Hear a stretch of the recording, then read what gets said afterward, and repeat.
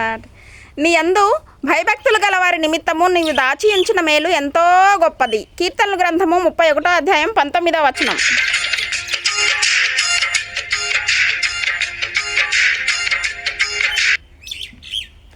నరుల ఎదుట నిన్ను ఆశ్రయించే వారి నిమిత్తము నీవు సిద్ధపరిచిన మేలు ఎంతో గొప్పది. దేవుడు తన యందు భయభక్తి గల వారి కొరకు కొన్ని మేలులు దాచి ఉంచాడంట. నరుల ఎదుట ఆయనను ఆశ్రయించిన వారు అంటే నరులు అంటే ఎవరు? మనుషులు.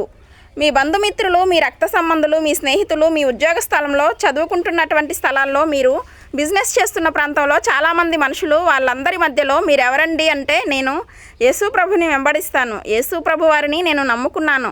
మనుషుల ఎదుట నీవు ఎప్పుడైతే ప్రభు గురించి ఒప్పుకుంటావో, దేవుని బిడ్డగా నువ్వు ప్రకటించుకుంటావో, దేవుని సాక్షిగా జీవించడానికి ఇష్టపడతావో, నీ కొరకు దేవుడు గొప్ప మేలులు దాచి ఉంచాడట.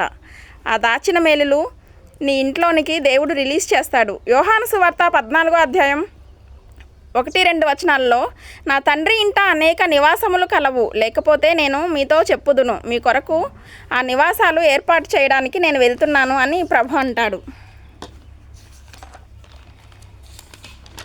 నేను వెళ్ళి మరలా వచ్చి మీరు నాతో ఉండులాగున నేను మిమ్మల్ని కొనిపోతాను అన్నాడు. అద్భుతమైన నివాసం కదా. ప్రజల యందు దేవుని మీద ఆధారపడండి. నేను దేవుని మీద ఆధారపడ్డాను. శ్రమ, కష్టము, శోధన, ఇబ్బందులు, అవమానాలు, శ్రమలు వచ్చినప్పుడు వెంటనే మీరు చెప్పాల్సింది, నేను ఒక ఆయన మీద ఆధారపడ్డానండి, ఆయన నాకు సహాయం చేస్తాడు అని చెప్పండి. ఏవండి బ్రదర్, త్వరగా చెప్పండి, సంతకం పెట్టండి అని అంటే, మా ఇంట్లో పెద్ద ఆయనను చెప్పకుండా నేను ఏ పని చేయను. ఎవరా పెద్ద ఆయన? JESUS, Jesus. ఆమేన్. ఆయన్ని అడిగి చెప్తాం. టైం తీసుకుందాం, పర్వాలేదు. మన కొరకు దాచి ఉంచినవన్నీ మనకే ఉంటాయి. దేవునికి స్తోత్రం కలుగునుగాక. హల్లెలూయా. దేవుని మీద ఆధారపడదాం. దేవునికి మహిమ కలుగునుగాక. చిన్న కీర్తన పాడుకుందాం.